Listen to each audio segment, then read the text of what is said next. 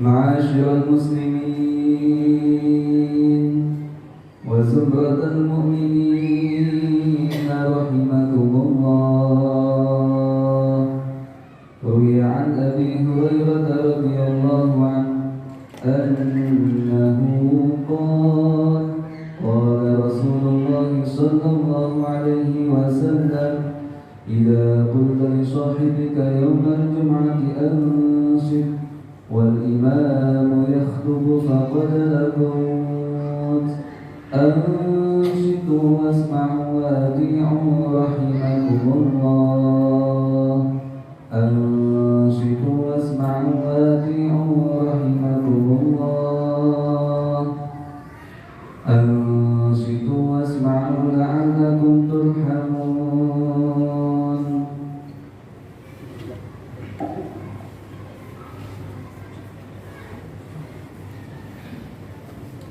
اللهم صل على سيدنا محمد. اللهم صل على سيدنا محمد. اللهم صل وسلم وبارك على سيدنا محمد. والحمد لله رب العالمين. اللهم فضل الإسلام من المؤمنين والمؤمنات والمسلمين والمسلمات الأحياء منهم والأموات، وانصرهم على إقامة الدين. يا رب اختم لنا منك بالخير ويا خير الناصرين برحمتك يا أرحم الراحمين. بسم الله الرحمن الرحيم. السلام عليكم ورحمة الله وبركاته.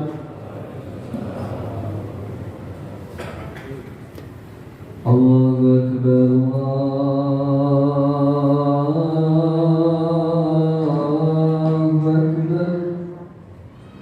الله أكبر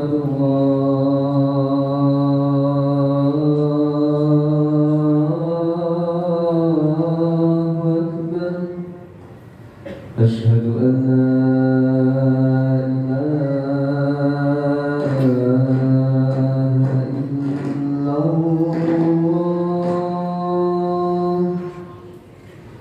أشهد أن لا إله إلا الله.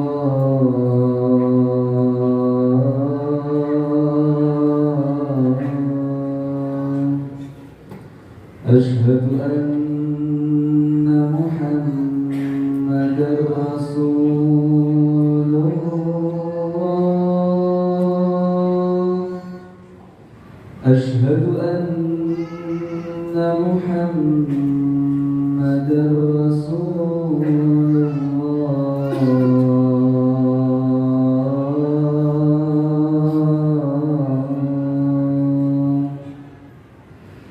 حي على الصلاة.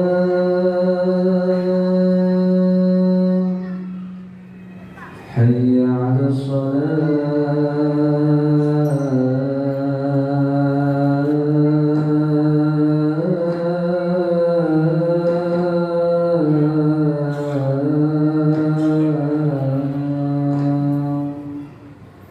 حي على الفلاح.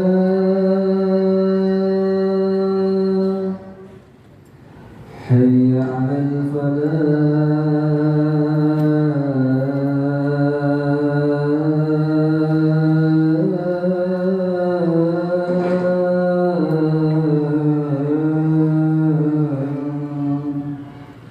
الله أكبر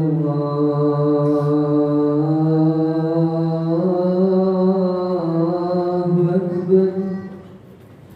لا إله إلا الله.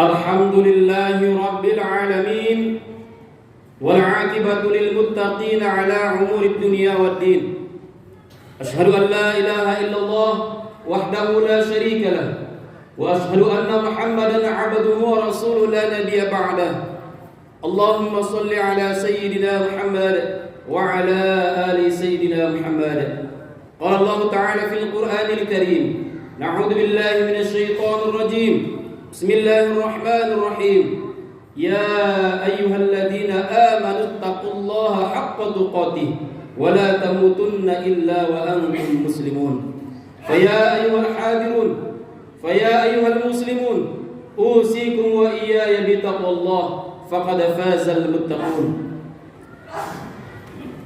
Khatib berwasiat kepada kita semua, mari sama-sama senantiasa kita meningkatkan karakter iman dan ketakwaan kita kepada Allah Subhanahu wa taala. Allah tidak memandang seberapa banyak harta kita. Allah tidak memandang seberapa tinggi jabatan kita. Allah tidak memandang kehebatan dunia kita. Siapa yang paling bertakwa, siapa kalbunya yang paling tunduk kepada Allah, maka dialah kriteria manusia yang paling mulia di hadapan Allah Subhanahu wa taala. Siang hari yang berbahagia ini tentunya langkah kaki kita ke masjid ini, ayunan tangan kita, detak jantung kita, hembusan nafas kita, begitu juga masih melekatnya iman dalam kalbu kita. Ini semua patut kita syukuri. Patut kita berterima kasih kepada Allah Subhanahu wa taala dengan membacakan kalimat yang sangat mulia, ringan di lisan tapi berat di timbangan, yaitu kalimat hamdalah, alhamdulillahi rabbil alamin. Bersalawat kita kepada Rasulullah sebagai bukti cinta kita kepada beliau dengan membacakan Allahumma salli ala sayyidina Muhammad wa ala ali sayyidina Muhammad. Setiap salawat yang terucap daripada mulut kita akan langsung ditangkap oleh malaikat Jibril, disampaikan kepada baginda Rasulullah, ya Rasulullah, salah satu umatmu yang bernama Sipulan bin Sipulan menitipkan salawat dan salam kepadamu. Maka lantas dijawab oleh baginda Rasulullah, wa alaikassalam. Inilah maknanya bahwa setiap salawat yang kita ucapkan daripada lisan kita ini, pada hakikatnya doa tersebut, salawat tersebut akan kembali ke diri kita. Jamaah Jumat yang dirahmati Allah Subhanahu wa taala, Al-Imam An-Nawawi rahimahullah dalam kitabnya Riyadhus Shalihin menyampaikan kepada kita, ada 7 golongan manusia, ada 7 golongan umat Islam yang mendapat naungan di hadapan Allah Subhanahu wa taala nantinya di padang mahsyar. Kenapa kita butuh naungan di padang mahsyar kelak? Sebagaimana disampaikan oleh baginda Rasulullah, begitu juga dalam Al-Qur'an Allah kabarkan kepada kita, begitu dahsyatnya padang mahsyar tersebut. Saking dahsyatnya, sama-sama kita bayangkan tanah tandus yang luas, yang mana tidak ada pepohonan pada masa itu. Saking panasnya, ada ulama menafsirkan bahwa panasnya matahari itu seolah-olah 1 jengkal di atas kepala kita. Ada ulama lain menafsirkan memang betul matahari itu yang langsung di atas kepala kita 1 jengkal. Apapun itu penafsiran ulama, pada dasarnya begitulah kurang lebih panasnya, dahsyatnya padang mahsyar tersebut. Inilah alasan kita semua butuh naungan daripada Allah Subhanahu wa taala. Satu jaminan mendapat naungan di padang mahsyar kelak daripada Allah Subhanahu wa taala. Siapa itu yang pertama? Yang pertama adalah pemimpin yang adil. Ketika Allah Subhanahu wa taala memberikan amanah kepada kita memimpin, menjadi seorang pemimpin, walaupun kita bukan pemimpin satu bangsa, bukan pemimpin satu daerah, bukan pemimpin satu kecamatan, satu lurah, satu RT RW, akan tetapi tentunya Allah amanahkan kepada kita semua, yaitu pemimpin dalam rumah tangga.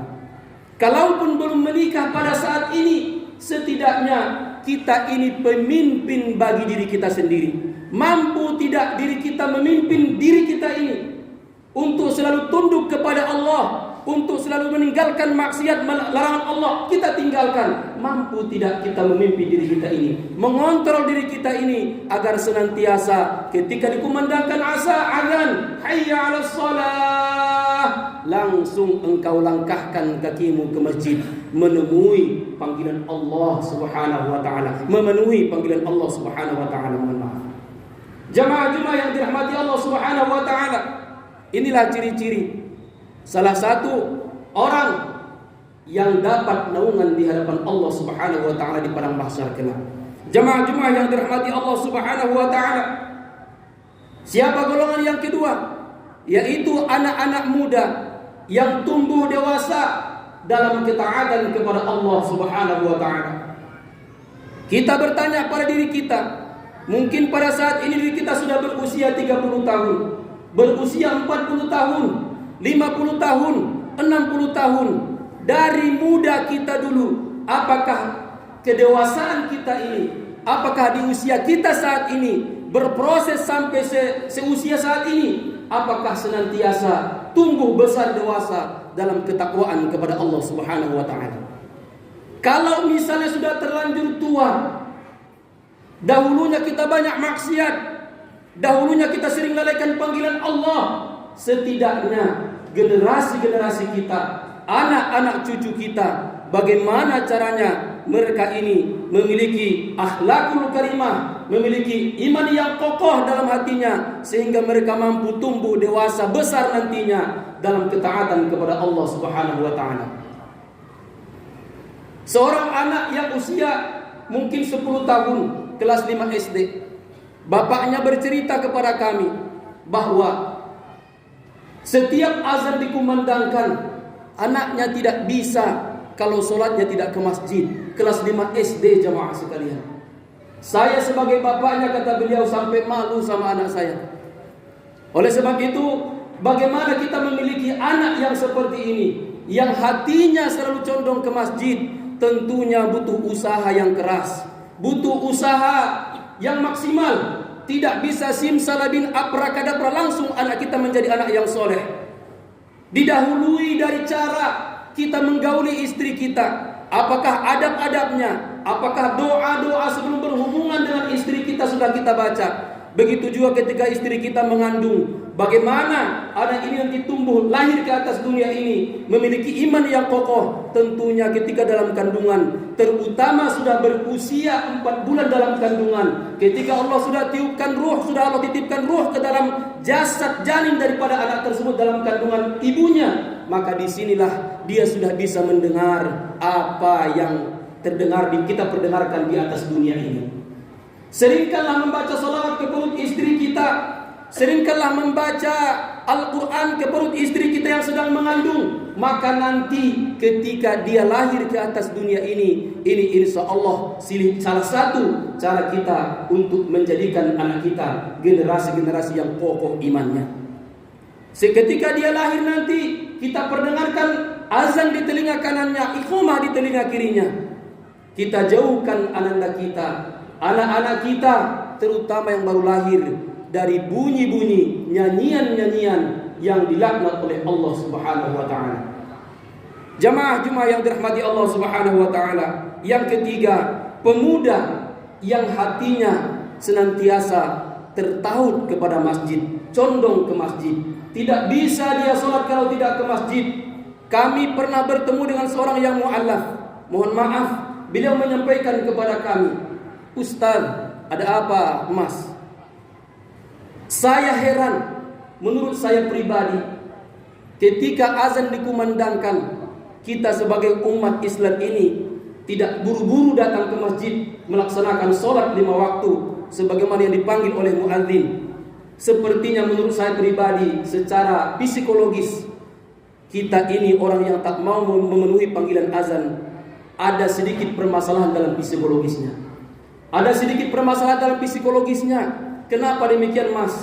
Karena ibadah itu adalah kebutuhan kita. Bukan Allah yang butuh kepada kita, akan tetapi kitalah yang butuh dengan Allah. Kita tiap hari mengeluh tentang kehidupan kita, ekonomi kita, tapi kita tidak pernah memperbaiki sholat kita. Coba kalau kita berbondong-bondong memperbaiki sholat kita, maka Allah tanpa pamrih akan memperbaiki kehidupan kita. Bukan hanya kehidupan dunia saja, sampai nantinya kehidupan di alam barzah, kehidupan di yaumil mahsyar, Allah jamin, Allah berikan kepada kita kehidupan yang terbaik. Jamaah-jamaah yang dirahmati Allah Subhanahu wa taala, selanjutnya dua orang yang bertemu karena Allah, berpisah karena Allah Subhanahu wa taala. Artinya apa? Seiman kita bertemu, sudah lama tak berjumpa, janjian, sudah rindu di hati, bertemu kita karena kasih sayang karena Allah Subhanahu wa taala, dan kita berpisah juga karena kasih sayang daripada Allah Subhanahu wa taala. Senantiasa al-muslimuna ikhwah, Islam itu adalah bersaudara. Sebagaimana kalau kita bersaudara, kita lihat saudara kandung kita. Apabila disakiti saudara kandung kita, kita akan ikut sakit. Begitu jugalah Islam ini, hadirin sekalian. Ketika ada saudara Islam kita yang tersakiti, yang tidak makan, yang melarat, fakir miskin, anak yatim, kita tidak bisa hidup, kita tidak bisa tenang sebelum melihat, memastikan mereka ini makan sebagaimana kita makan di rumah kita. Jamaah Jumat yang dirahmati Allah Subhanahu wa taala. Dan yang kelima adalah pemuda yang takut berbuat maksiat, padahal maksiat itu sudah di depan mata. Siapa contohnya? Nabiullah Yusuf alaihissalam.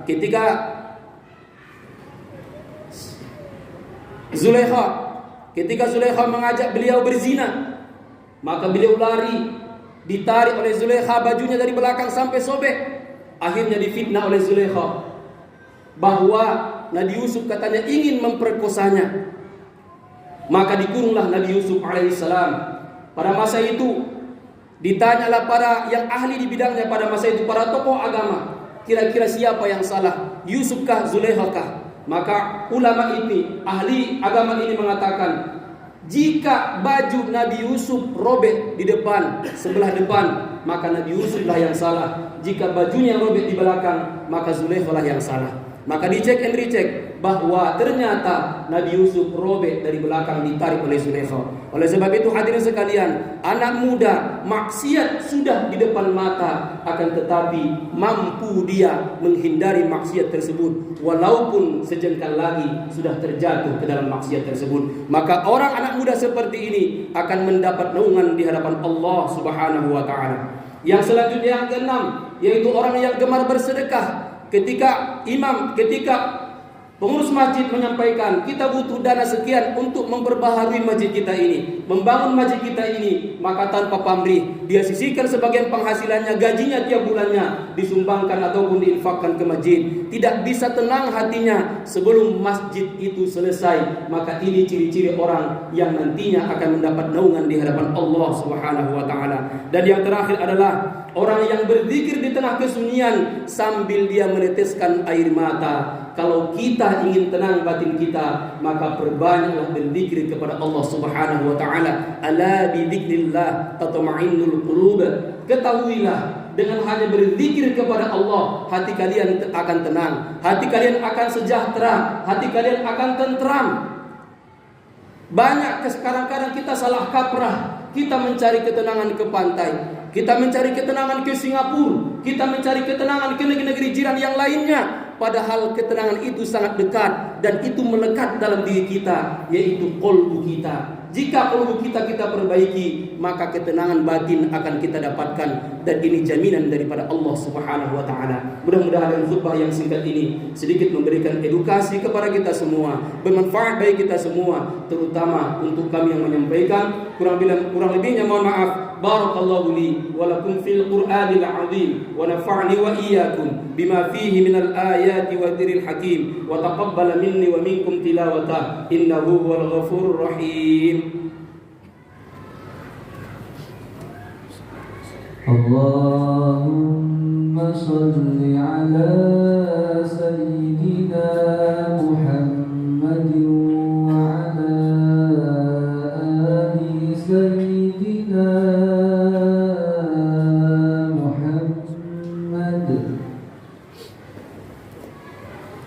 Alhamdulillahil badi'il hadi ila bayani mahya'ir rasyadi amadda arbaban nuha wa rasama syamsal bayani fi suduril ulama. Ashhadu an la ilaha illallah wahdahu la syarika lah wa ashhadu anna Muhammadan 'abduhu wa rasuluhu la nabiyya ba'da. قال الله تعالى في القرآن الكريم: نعوذ بالله من الشيطان الرجيم. إن الله وملائكته يصلون على النبي يا أيها الذين آمنوا صلوا عليه وسلموا تسليما. فيا أيها الحاضرون أوصيكم ونفسي بتقوى الله فقد فاز المتقون. اللهم صل على سيدنا محمد وعلى آل سيدنا محمد كما صليت على سيدنا إبراهيم وعلى آل سيدنا إبراهيم، وبارك على سيدنا محمد وعلى آل سيدنا محمد كما باركت على سيدنا إبراهيم وعلى آل سيدنا إبراهيم في العالمين إنك حميد مجيد. اللهم اغفر للمسلمين والمسلمات والمؤمنين والمؤمنات الأحياء منهم والأموات إنك سميع قريب مجيب الدعوات ويا قاضي الحاجات. اللهم نور قلوبنا بنور هدايتك كما نورت الأرض بنور شمسك أبدا أبدا. اللهم يا مقلب القلوب ثبت قلوبنا على دينك وعلى طاعتك برحمتك يا أرحم الراحمين. اللهم ربنا هب لنا من أزواجنا وذرياتنا قرة أعين واجعلنا للمتقين إماما. ربنا آتنا في الدنيا حسنة وفي الآخرة حسنة وقنا عذاب النار. وصلى الله على سيدنا محمد والحمد لله رب العالمين. عباد الله، إن الله يأمر بالعدل والإحسان وإيتاء ذي القربى وينهى عن الفحشاء والمنكر والبغي يعظكم لعلكم تذكرون. فاذكروا الله العظيم ولذكر الله أكبر. السلام عليكم ورحمة الله وبركاته. أقيموا الصلاة.